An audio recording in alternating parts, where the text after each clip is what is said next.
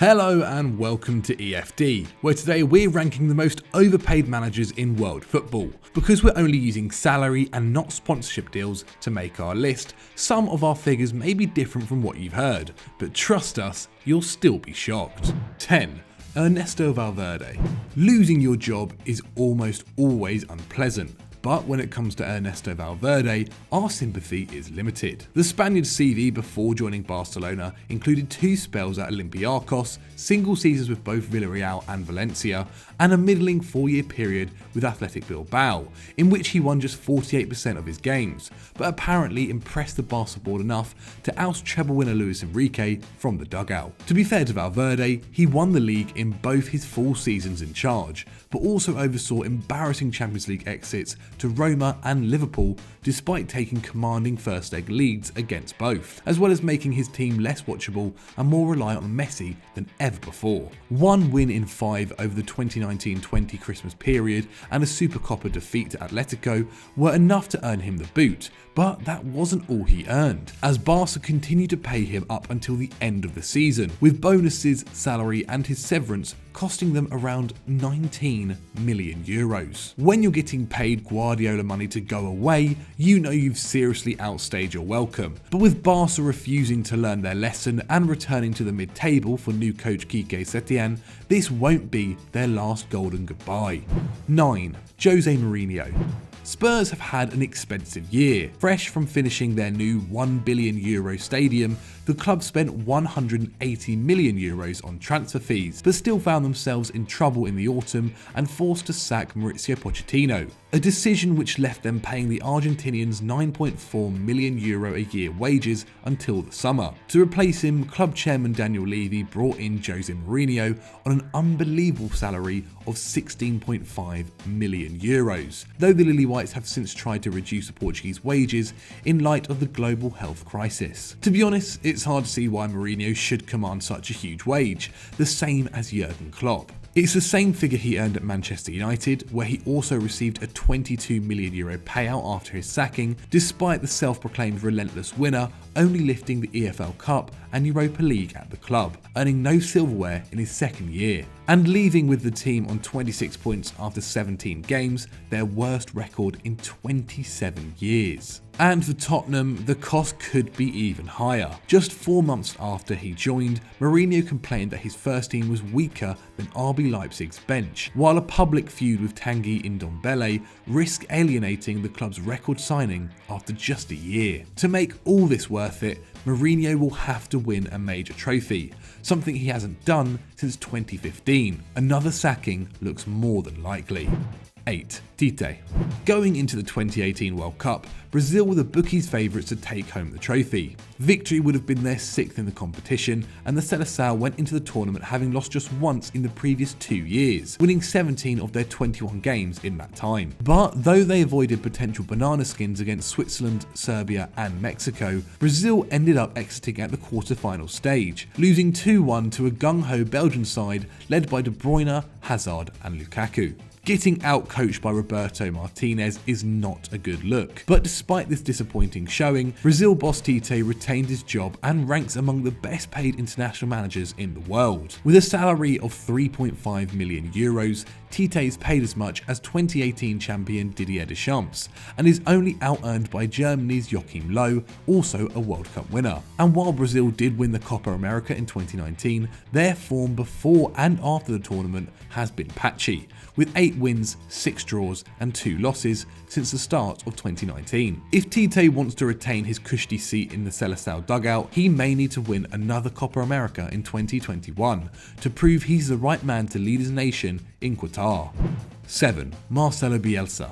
Creating the most attractive side in the championship is an impressive feat, especially as the division has become more competitive and improved its talent production in recent years. But Marcelo Bielsa earns a reported €6.6 million a year in the English second tier, twice as much as the next biggest earner in the league and more than England boss Gareth Southgate. That's a product of the Championship's ridiculous financial incentives, which encourage clubs to take huge risks in the hope of winning promotion. In 2018-19, half of the clubs in the league spent more on wages than they earned, meaning they lost money overall. And while Leeds was not among them, the Peacocks spent 94p on every pound that came in on paying players and coaches, with Bielsa taking home around half as much as the entire squad put together. Fortunately, Leeds' investment is set to take them back to the big time in 2020-21, at which point Bielsa will become the 7th most highly paid coach in the Premier League. We hope he can deliver the success his payslip demands.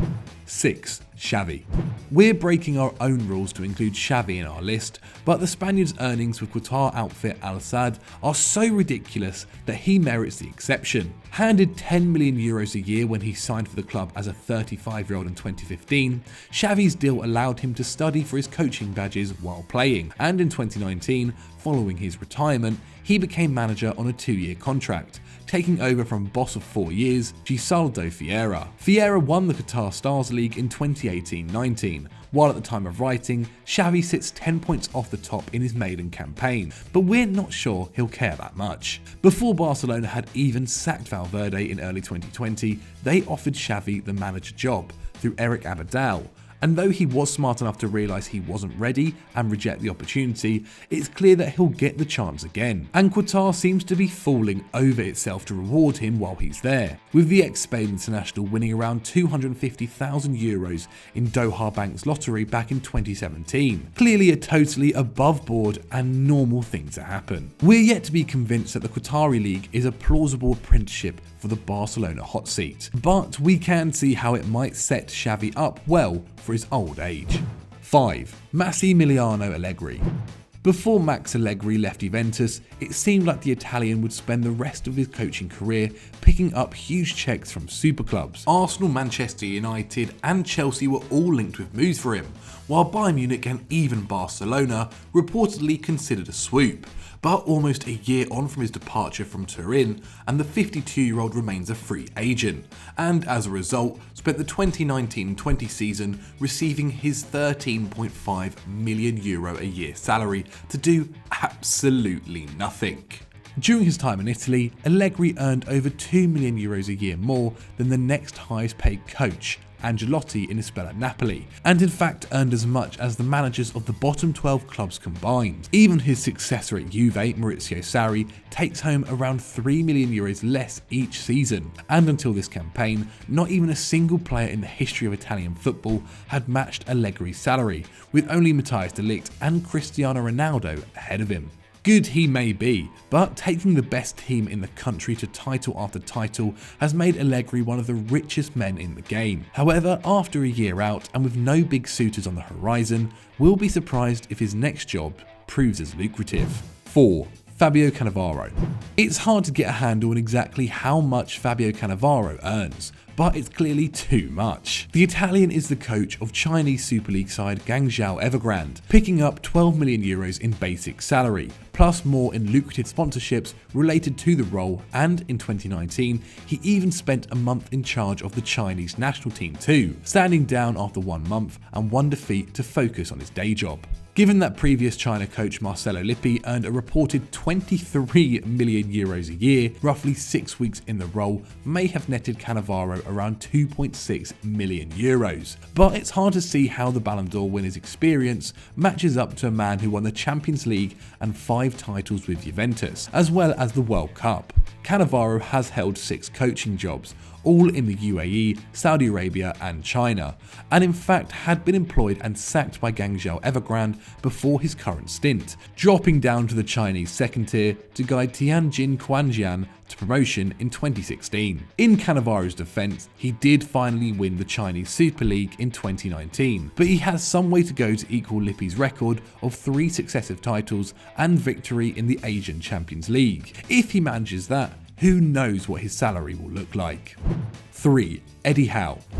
The longest serving manager in the Premier League, Eddie Howe has been Bournemouth boss for 8 years, taking the club from League One to the top flight. And while that certainly does deserve credit, we're not sure how the 42-year-old became the 10th most highly paid coach in the division. With a yearly salary of €4.4 million, Howe earns more than Wolves' Nuno Espirito Santo and almost as much as Arsenal's Mikel Arteta, despite working for a club with the lowest turnover of all the teams which were in the Prem last year. As a result, it's no surprise that the Cherries were in the most precarious position of all the non-promoted sides, making a €35 million loss last season and spending a massive 85% of all the money that comes in on wages. And Howe is a big part of that, with a weekly pay packet around €20,000 higher than the club's top earning player, Callum Wilson. Though perennially linked with bigger jobs, Howe remains on the south coast, and 2019-20 looks like it could finally be the season which sees the club sink back into the Championship, with their horrible defence finally punishing them. For Bournemouth's sake, we hope they have a way to reduce Howe's pay if they go. 2. Bruno Genesio. Currently the 20th best paid coach in world football, Bruno Genesio left Lyon in 2019 to take over Beijing Gulls, succeeding Roger Schmidt, and now earns a reported €8 million as he tries to guide the club to their first title since 2009. While the Chinese league is known for overpaying foreign talent, other coaches in the division boast silverware, like Rafa Benitez and Vitor Pereira, or name recognition, like Fabio Cannavaro. So what exactly justifies giving Genesio a salary almost twice that of Frank Lampard at Chelsea? The Beijing job is just the Frenchman's second as a head coach, and despite overseeing talent like Aouar, Ndombele, Lacazette, Depay and Umtiti in Lyon, he never won a trophy, or even reached a final. In fact, his first year was his best, as the club finished second, but they slipped to fourth by his last campaign. And while Genesio was linked with bigger clubs outside France, domestically his reputation was unimpressive. Boosted by quality players, Genesio rarely added value himself, and unlike Schmidt, he is not an innovator who is likely to teach his squad new tactics and lay the groundwork for long-term success. At 53, the coach is unlikely to be contemplating retirement just yet, but it's hard to see who will want him, or even pay for him if he tries to leave China. 1. Diego Simeone. Let's say at the start, Diego Simeone is a fantastic coach. The Argentinian is the most popular man in the red half of Madrid, having spent 5 years with Atletico as a player, and since he returned as a coach in 2011, he has guided the team to 2 Champions League finals, a 60% win rate, and a famous title in 2013-14. The Rojiblancos' first since a league and cup double in 1996 when Simeone was patrolling the midfield. However, with an annual salary of €40 million, Cholo earns almost as much as Zinedine Zidane and Pep Guardiola put together, despite having seen diminishing returns in his coaching methods over the last few seasons. Though Atleti squeaked past Liverpool in this season's Champions League, they exited the competition at the round of 16 last year and the group stage the year before, while in 2018-19 they scored their fewest goals since 2012 and took their fewest points since 2013, and they're set to do even worse in both metrics this campaign. Of course, you'd back Simeone to turn things around, but with Pochettino only demanding 25% of his countryman's salary and Allegri asking for a third, you wonder whether Atleti would be better off hiring a new manager and putting the rest of the cash into improving the squad. Perhaps one day soon we'll find out. So that's who we think are the 10 most overpaid managers in world football, but please let us know what you think in the comments below and if there's anyone else who could fit in that category. If you've enjoyed this video, then please click the like button, and as always guys, don't forget to subscribe to the channel.